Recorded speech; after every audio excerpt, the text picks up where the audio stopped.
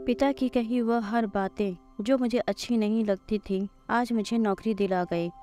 आनंद अपने पिता के हमेशा टोकते रहने की वजह से उनसे काफ़ी परेशान था। रूम का पंखा चालू करके कहाँ गए थे? सुबह हो गई फिर भी लाइट क्यों चालू रखा है? जब देख नहीं रहे हो टीवी तो क्यों चालू करके रखते हो? बाइक ठीक से पार्क क्यों नहीं करते? कभी तो अपने जूते पॉलिश कर लिया करो। सुबह जल्दी उठा करो। कितने आलसी हो गए हो, कभी जॉगिंग नहीं करते।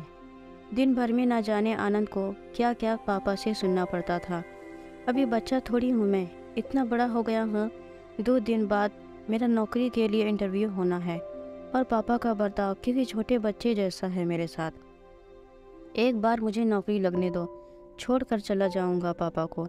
शहर में ही रहूंगा, फिर पता चलेगा उन्हें। अभी कमाता नहीं हूँ ना, इसलिए फालतू की चीज़ें सुनाते रहते हैं।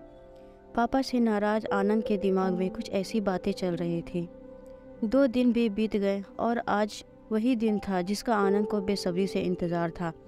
आज उसके इंटरव्यू का दिन था। सुबह सुबह जल्दी उठकर भगवान का आशीर्वाद लेकर आनंद उस जगह पहुंच गया जहां पर इंटरव्यू होना था।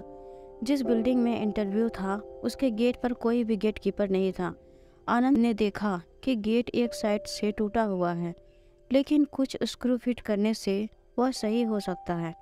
आनंद ने रुककर स्क्रू को टाइट कर दिया और गेट को सही करने के बाद वह बिल्डिंग में घुस गया। बिल्डिंग में दूसरे फ्लोर पर एक ऑफिस था जहां पर इंटरव्यू के लिए व्यवस्था की गई थी। जैसे ही आनंद उस फ्लोर पर पहुंचा तो उसने देखा कि ऑफिस के बाहर लोगों ने इधर उधर जूते और चप्पल निकाल रखे थे, जबकि वहां पर जूते चप्पल रखने के लिए स्टैंड रखा हुआ था। यह देखकर आनंद को अचानक अपने पापा की याद आ गई, जो उसे भी अक्सर अपने जूते चप्पल रखने को हमेशा टोकते रहते थे। आनंद से रहा नहीं गया और उसने बेमन से ही लेकिन उन सभी जूते और चप्पलों को स्टैंड पर अच्छे से रख दिया। अंदर प्रवेश करने से पहले आनंद की नज़र ऑफिस के बाहर जल रही कई सारी लाइटों पर गई, जिनकी बिल्कुल ज़रूरत नहीं थी। सूरज की रोशनी इतनी थी कि लाइट्स बंद रहे तो भी कुछ फर्क नहीं पड़ने वाला था। उसने बाहर जल रही सारी लाइटों को बंद किया, फिर ऑफिस के अंदर प्रवेश कर गया। आनंद ने देखा कि ऑफिस में 20-25 कुर्सियां रखी है, लेकिन आगे की 10 कुर्सियों को छोड़कर बाकी की कुर्सियां खाली है और उन कुर्सियों के ऊपर लगे 2 पंखे बेवजह ही चालू है।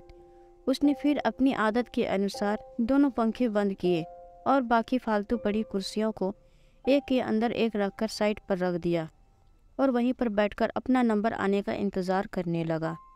एक के बाद एक सभी कैंडिडेट्स का इंटरव्यू होने के बाद जब आनंद का नंबर आया तो वह थोड़ा सा नर्वस था, लेकिन निडर होकर इंटरव्यू लेने वाले के पास पहुंचा।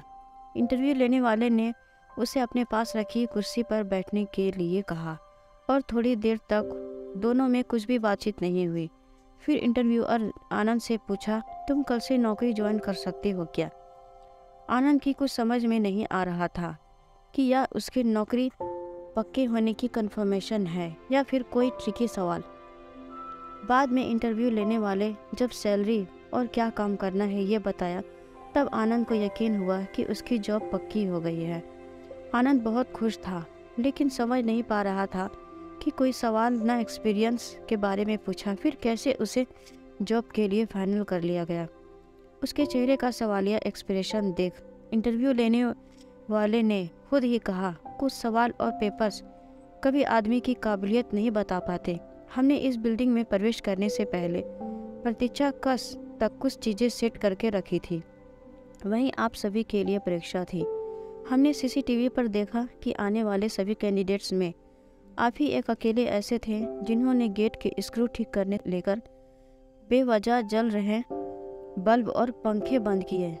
ऐसा कर आपने अपना चीज़ों को यूटिलाइज करना और बचत करना, रिजेक्शन कम करने जैसे गुण दिखाए। आगे बढ़कर आपने बूट और चप्पल और कुर्सियाँ ठीक करके दिखा दिया कि आप अपने काम के लिए कितने वफादार हो सकते हैं और किस हद तक जा सकते हैं। बस हमें इतने गुण काफ़ी थे आपको नौकरी पर रखने के लिए। पूरी बात समझ में आने पर आनंद को फिर से अपने पापा याद आ गए और याद आई उनकी कही हर बात, लेकिन इस बार उसके मन में कड़वाहट नहीं थी, क्योंकि उसे आज समझ में आया था कि पापा ने उसके लिए उसी मूर्तिकार का किरदार निभाया था जो अपनी मूर्ति के सुंदर और कीमती बनाने के लिए उस पर कितनी बार छीनी और हथौड़ी चलाता है।